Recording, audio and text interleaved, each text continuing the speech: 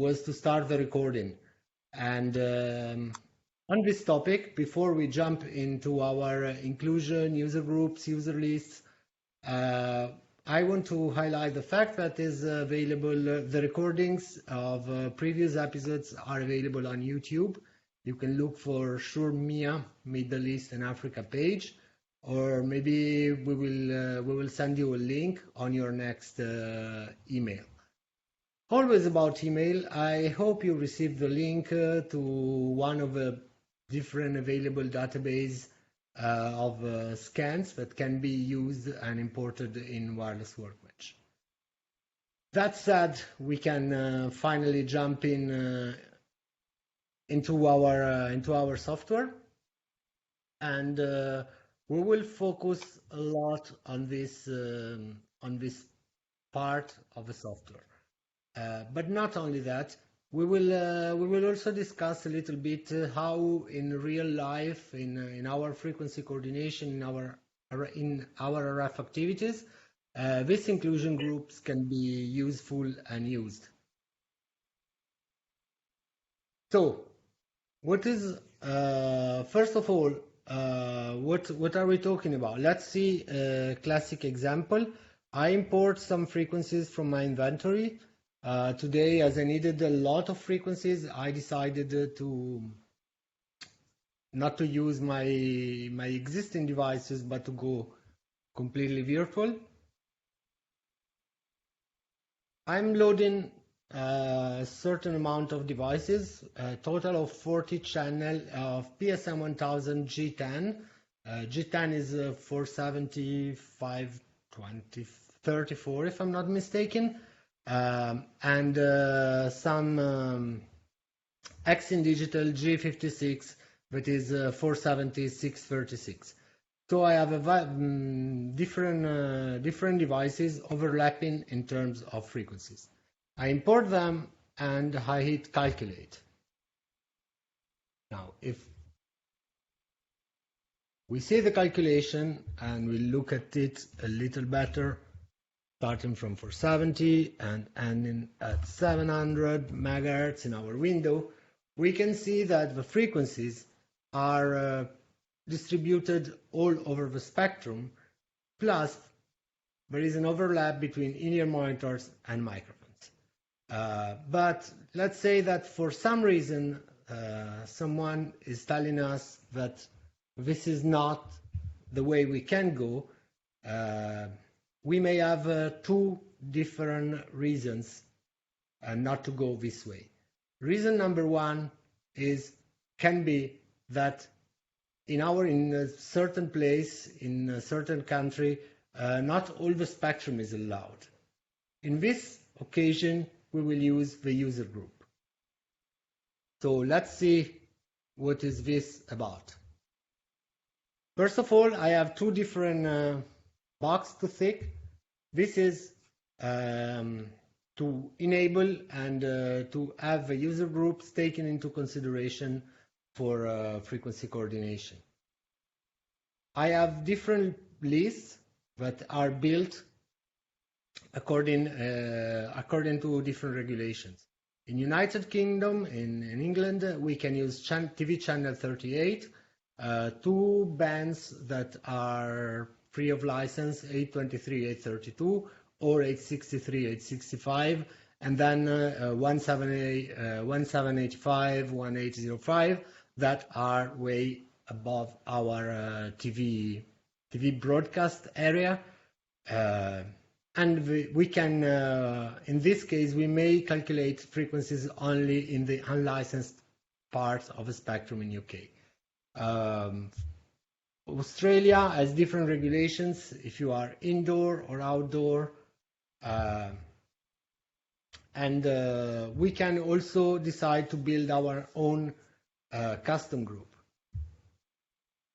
One example that comes to my mind is Egypt, where I can operate from 470 megahertz to 604 megahertz. I hope I'm not mistaken, but should be quite sure. And I can rename the group, calling it Egypt. I save it, and I select my custom group, my custom list. User group is Egypt. Therefore, I save everything. It will highlight the area where my frequencies can be calculated.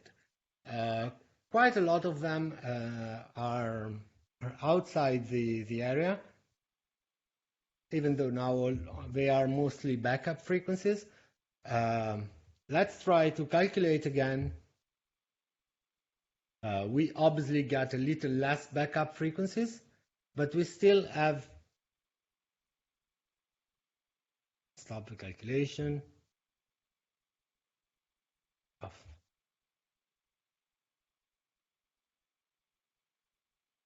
We have all our frequencies below the highest frequencies that's considered 604. Even the highest backup frequency is 603,475. So this is what custom groups are for, to adapt to situations where certain frequencies are not allowed at all.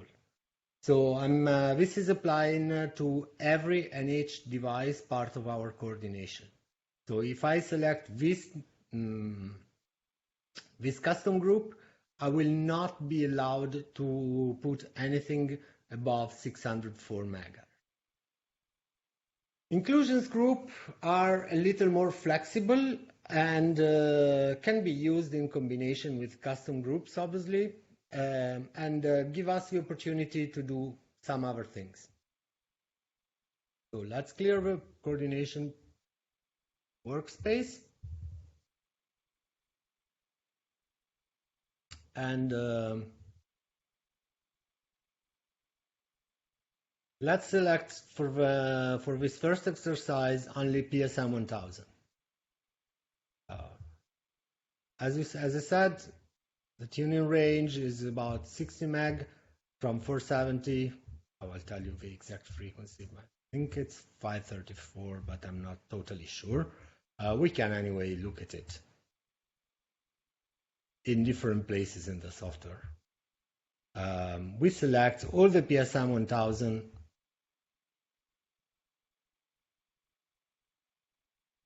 We hit calculate, and they will be spread around their tuning range. So, okay, I was wrong because the highest frequency is 540. Just let me check now. Okay. The highest frequency available is 542, sorry, not 534, as I said before. So I have all my frequencies divided all over the tuning range of the device. But for some reason, I may be asked to coordinate my in-ear monitors only in a certain area. In example, I may be asked to coordinate everything between 470 and 500. I don't think we can have 24 PSM 1000 there, but we'll see. And for this reason, I want to use an inclusion group. A list is made by multiple groups. Then I can decide to which group any device belongs. For the time being, I select group 1, and I decide that I want to be at 470 515.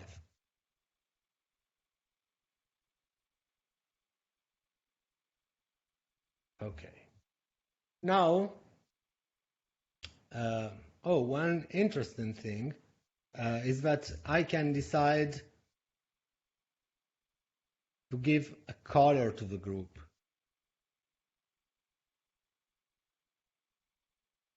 Today, yellow? No, yellow is already news, so let's go orange. And as you can see, this area is colored in orange.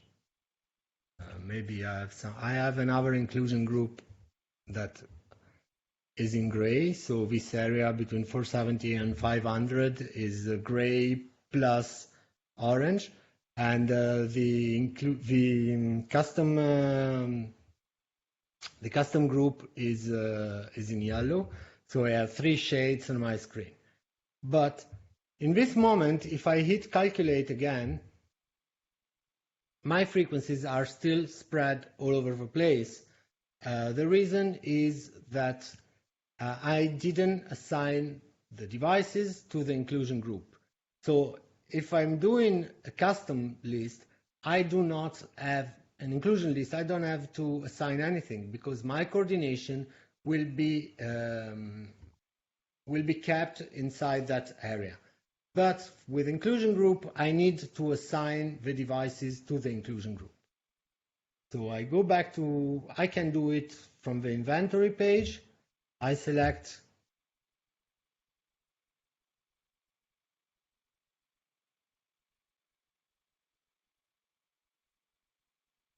all my devices.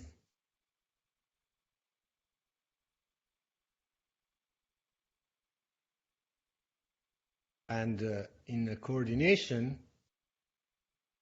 I can decide they will be assigned to group number 1. Of course, I need to apply. Now, all my PSM 1000 will be assigned to group number 1. But here, they know nothing about it. So I need to empty the coordination workspace and fill it again.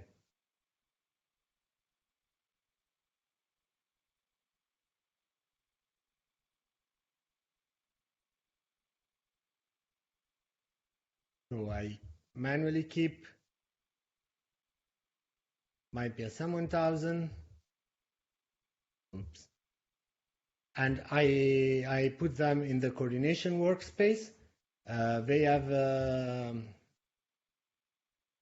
this new setting, new property.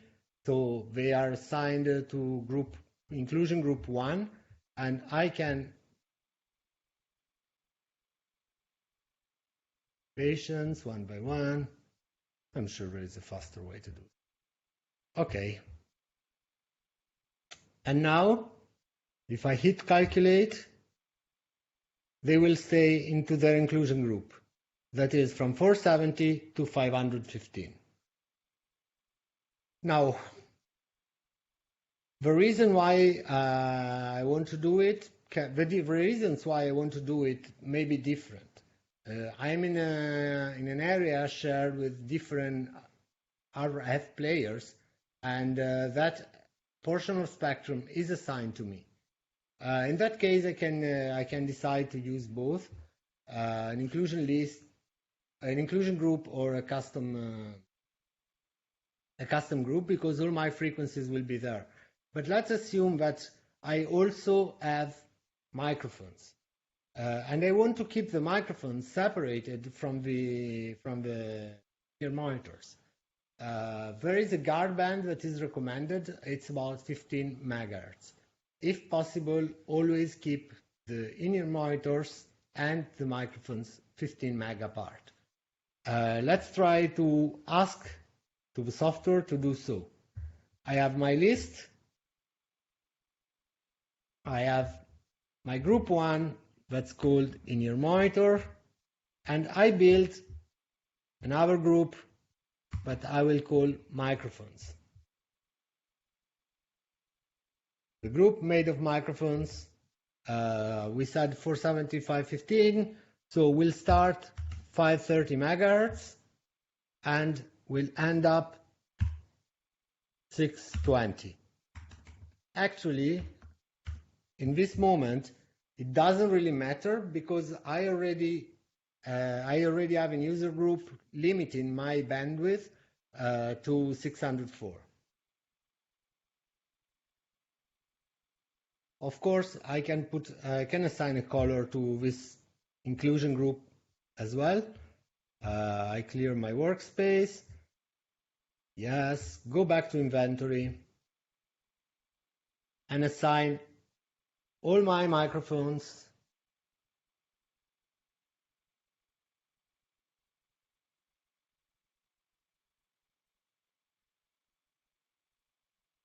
to the inclusion group called mic. This time it will be faster because I get all the frequencies from the inventory into my coordination workspace, and I hit calculate. At this point, I will have a complete segregation between in-ear monitors and microphones. Because the number of microphones is relatively small, it's quite comfortable for the software to coordinate, and it will try to keep as much distance as possible between in-ear monitors and mics. I was able to calculate 32 plus 20, 20 mics and 20 in-ear monitors, plus the backup frequencies that are automatically calculated by the software itself. So in this scenario, I keep apart my mics and my in-ear monitor. This is very important because in-ear monitors can be pretty loud in terms of RF, and we are talking easily. I mean, with PSM 1000, we can have 100 milliwatt. Under certain circumstances, if you think about big events such as the Olympics or most likely the Super Bowl final or this kind of big events in big spaces, you may find out that your in-ear monitors are amplified even more than 100 milliwatt. In most of the countries, this is required a special authorization, but if you're running the Olympics, this can get handy to know. You may have this authorization, therefore you may shoot, let's say 1 watt or 5 watts, 4 watts out of your in-ear monitors. If you have the antennas of the mics in the close proximity of the antennas of in-ear monitors, you are creating an effect, but even with 100 milliwatt, don't take me wrong, you can make very nice damage. You can have an effect of desensitizing the input. So of course you have to be careful not to overload your antennas, as well as keep the noise floor, especially in the region of where your receivers are tuned. You can try to keep your noise floor as low as possible. This is giving you a wider range. What I mean is keep separated your microphones from your in-ear monitors, and they will work better. You will have a better signal to noise ratio. You will have extended range without boosting anything. You will just keep your RF environment much more clear. In the same way, it will be clearer for the in-ear monitors receivers on stage because they won't have microphones around tuned in the same frequency band. So your coordination will be more efficient and your setup will end up working better. But there is another reason why we may like to use inclusion group. In this inventory, as you can see, I'm quite a fan of the Beatles, and I decided that the Beatles today have 16 backing vocals plus their 4 single mics. Of course, this is out of time, but doesn't matter. It works for our example. So how can I make sure that my most important microphones are in a more robust coordination than the least important? So how can I make sure that the 4 Beatles have better frequencies and more robust coordination than the backing vocal number 16? There are a couple of ways actually. One of them, let's use, one of them I'll show you right away now. Oops, I'm getting only 39 out of 40 frequencies. Doesn't matter, for the time being it's fine. When I go to assign and deploy, what's wrong with me today?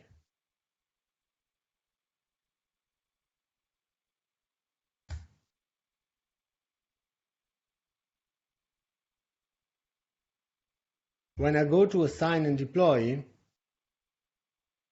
I can see that my frequencies have a ranking. It can be 3-star or 2 stars. 2 stars meaning that for some reason there is something not so good with this frequency. So there can be two things. They are too close to a TV channel, but I didn't set up any TV channel today. Or the noise floor on that specific frequency is higher than the optimal one. So this is the first way I can decide to use to make sure that my most important channels are on good frequencies. But there is also another way that I may use, and it's creating an inclusion group that is exactly the same. Let's say let's work on the in-ear monitors now. Oops, this is exclusion, sorry. I can create an inclusion group that is exactly the same than my in-ear monitor group. So 470, 515. And then, oops, let's rename it. This will rename it, it will be renamed money in-ear monitor. So there is it's not uncommon to call the most important channels the money channels, because they are what pay the bill usually.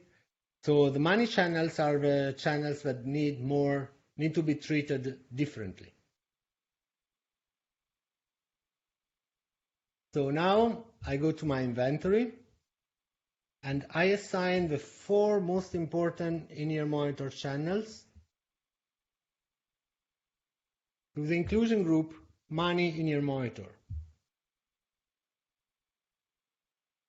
Now I go back to my frequency coordination page, clear everything and import everything from scratch, probably the fastest way in this case.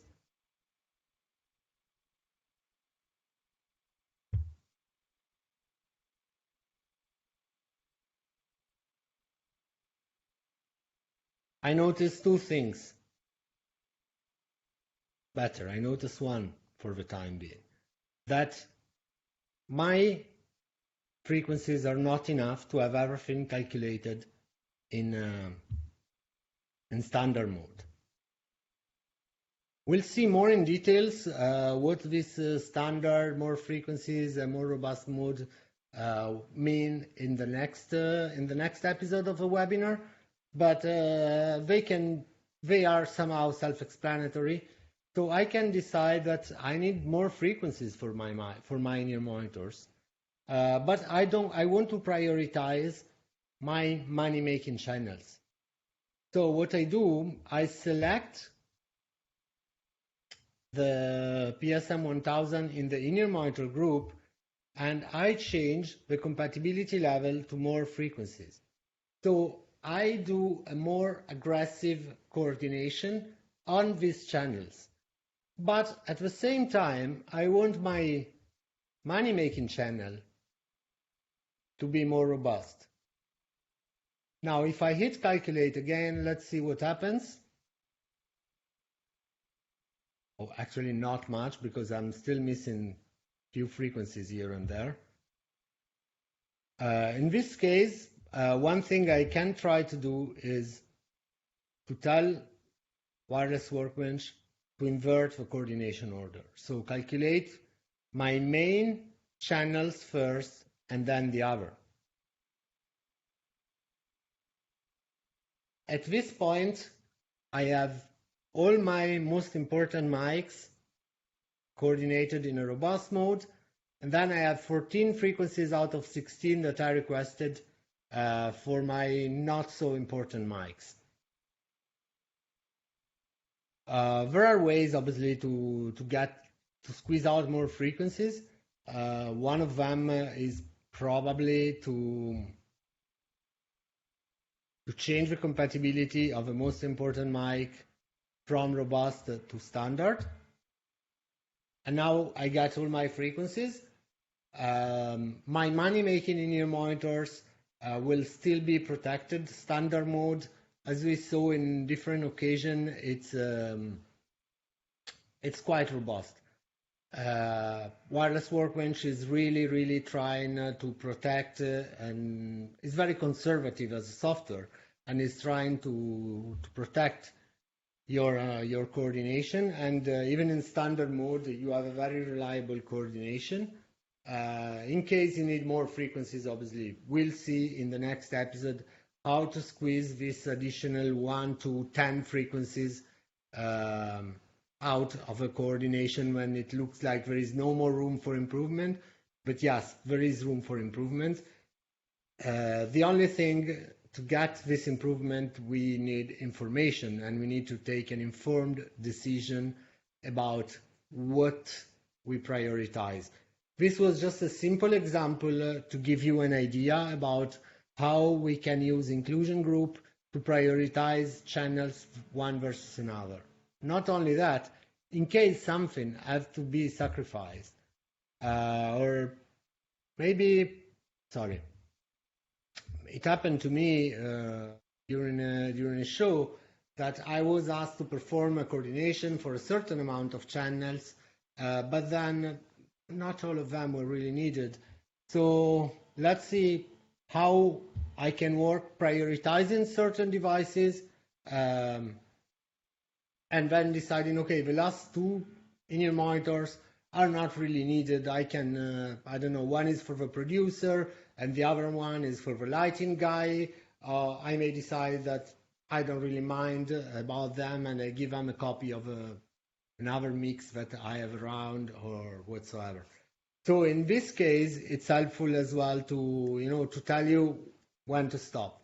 Another thing we use for that is the coordination order. So I decided to coordinate first my PSM 1000 money making, then the rest of the PSM 1000, and then X in digital. Now, being X in digital in a different area of spectrum, that doesn't really make a difference. But sometimes I may have overlapping devices. I may not have enough frequencies, or I may need to take a decision about who's going first. In that case, X in digital, being a digital device, not so sensitive to intermodulation, is definitely more agile than PSM 1000, and therefore it's calculated after PSM 1000. The order of calculation is can be restored to default, pressing here. So the first group that I built goes first, as well as I can see how the devices are coordinated based on their frequency agility. If I go, not here, sorry. If I go to my preferences, I have a coordination order for all my devices. Of course, PSM 600 comes first because it has only 2 selectable frequencies, and all the low tier of Shure very old devices will find themselves pretty high in the order, and the newest devices will be towards the end. You can decide to change this order whenever you want, as well as you can change the compatibility level of all the profiles that you have, the standard compatibility levels of a profile you have in in the software. This can be helpful to find out when there are issues. Again, another thing that I want to show you, using the same example that we have here, our PSM 1000, is that calculating in this way, I got so more frequencies first and then robust. I had 19 frequencies out of 20, but changing the order, I miss more frequencies. Instead of one only, now I miss 3 frequencies. So this has an impact on, actually now I miss 2. This has an impact also on the numbers that I have. This can be used a little random. So, okay, let's see what works best, what works easier, and how I can get these more frequencies. Or it can be used to prioritize certain things and then decide, you know what, in this in-ear monitor group, the last 2 frequencies are not really needed. I don't really want to calculate them. So it's about your priorities and what you want to do. But if you need all the frequencies that can be made available, there are ways to do so without compromising the stability of your system. And this is what we are gonna discuss during the next episode of this webinar. We have 2 missing. One will be, I don't remember what title I gave it, I think advanced settings. So we'll see a few examples on how to squeeze more frequencies out of our coordination and how to do some, this time I'd say high-level customization and tuning of our coordination. And then the last one that will be all about monitoring, and we'll see what are the ways for Wireless Workbench to monitor your devices. I see a question here. Inclusion group can be applied from the coordination windows also, but after applying, they can't be deployed to inventory. Good question. So I can decide to change and move these devices to no inclusion group. So I can do what I did in the inventory page. It can be done here as well. I right-click on the group of devices. I can move to a zone, or I can move them to a different inclusion group.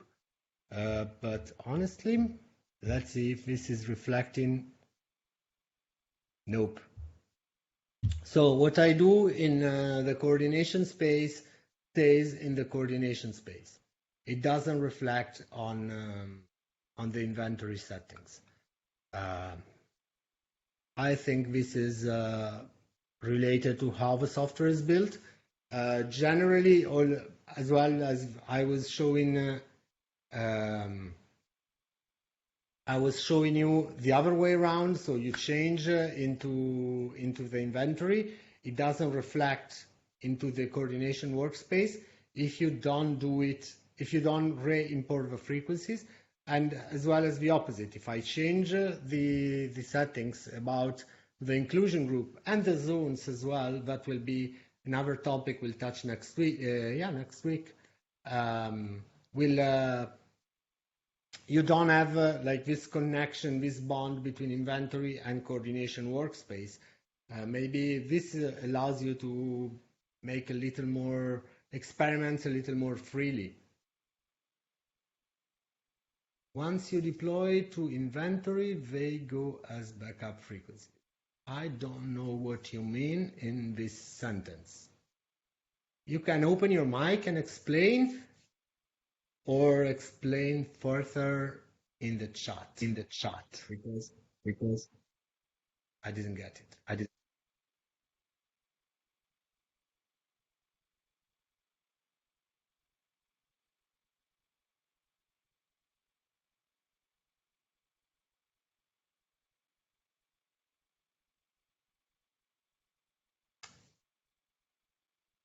Further explanation. But one open mic.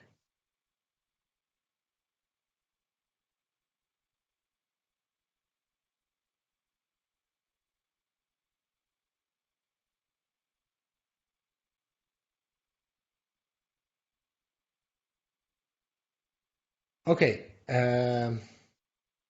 Any other question about inclusion and inclusion group and how they can be used or how they can be manipulated?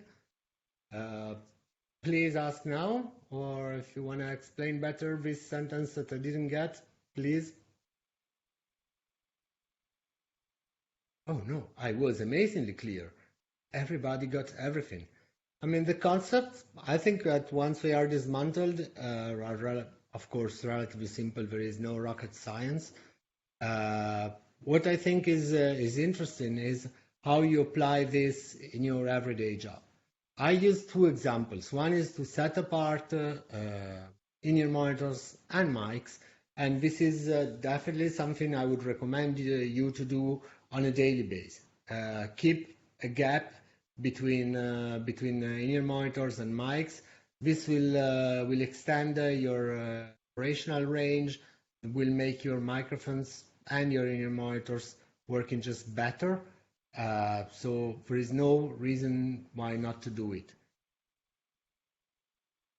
But you can also use it to give priority. You can use it to assign to different areas only certain portion of spectrum, even though if you are managing a multi-zone setup, there is obviously a better tool that is the zone.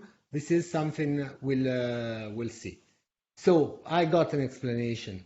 Amazing, a sound engineer who has a microphone that's not working. Once I apply an inclusion group in the coordination window, it doesn't reflect in the inventory page, but when you deploy frequency, they still don't reflect, but add as backup frequencies. Let's try to do so. So my PSM 1000, it's now in, sorry, let me remove the mics from the coordination space. That should make our life a little easier.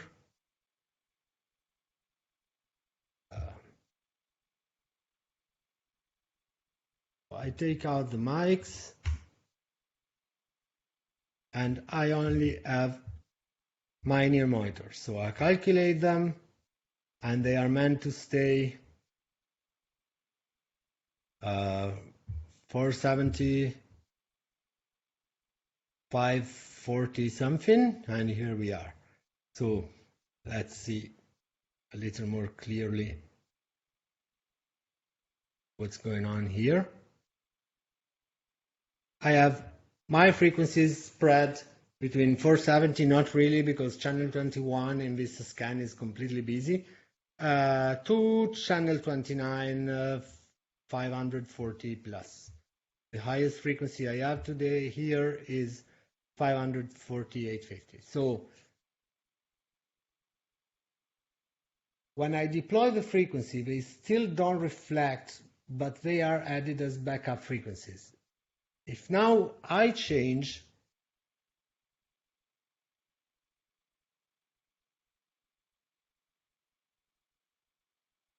them to an inclusion group that is in-ear monitor, and I calculate them,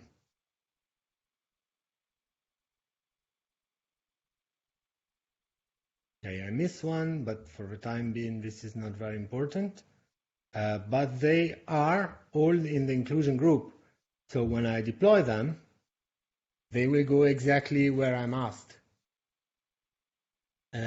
So of course I have one missing frequency here that wasn't calculated, but they are all assigned and they are all below 515. That is the portion of spectrum that I allocated for the inclusion group.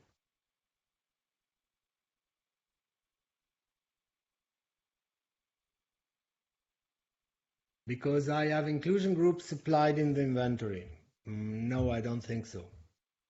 But we can try to remove them. As I said, the coordination, but let's see. So no inclusion group. Okay.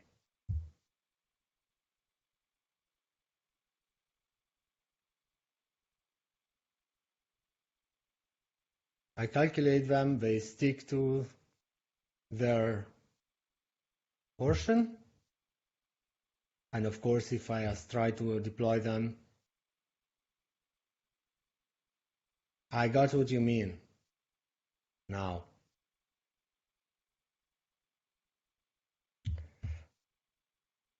Of course, yes. They will not be, I got now, sorry. I got, after a while, I got the sense of your question. Of course, this is happening because I'm having two different assignations, but when you have live devices, then it's more clear what you are moving and where. So the two devices in this moment are not the same. So the devices in coordination workspace are here, and the devices in my inventory are here.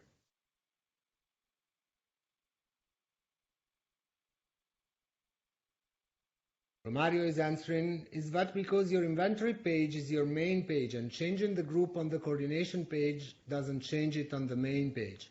This is why they go back up. Yes and no. I mean, yes, basically it's correct.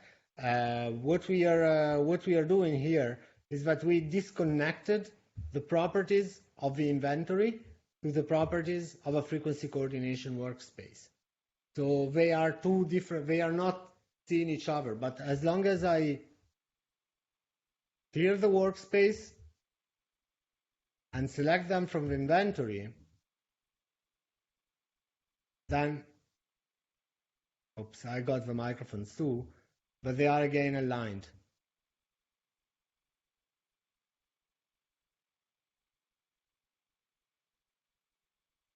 Some of them are missing, of course. As I said, Wireless Workbench is a very conservative software, and this is why even before I was always changing the properties in the inventory and then re-importing them into the coordination workspace. Because this will assure that you have all your things well connected. Especially when the devices are virtual, are not live, this kind of changes may be a little disorienting. So it's always suggested that you keep your inventory up to speed with your frequency coordination page. And to do so, you have to change the properties in the inventory area, not in the frequency coordination space only. You can do it, I mean, when it's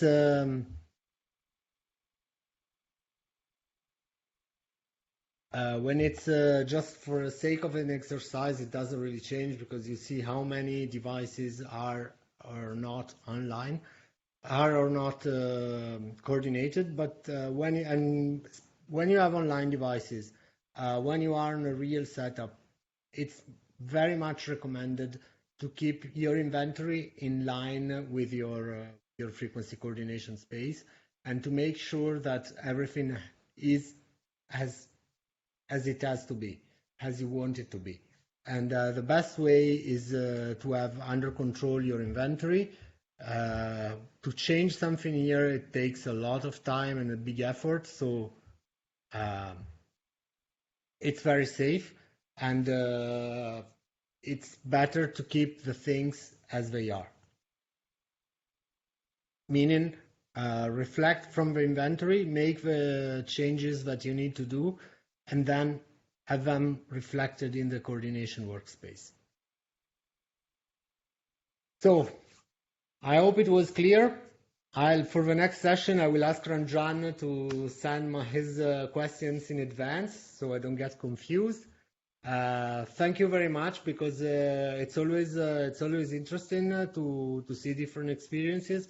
And as much as I know the software, there are still areas that may not be 100% clear, or I may not even, like, I have my method, and I'm sure any of you people connected has a different method to achieve the same result. So this is one of the best part of the software, but there are many journeys to reach the same point. You can work in different ways. Sometimes it's exactly the same. Some other times, like this one, it's not the same thing.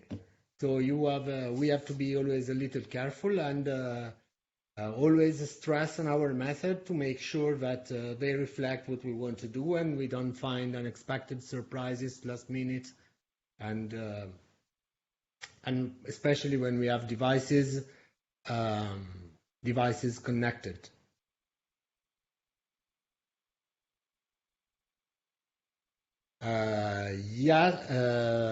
One example, exactly. Thank you very much. One good example is I get last minute some frequencies to assign to the cameraman.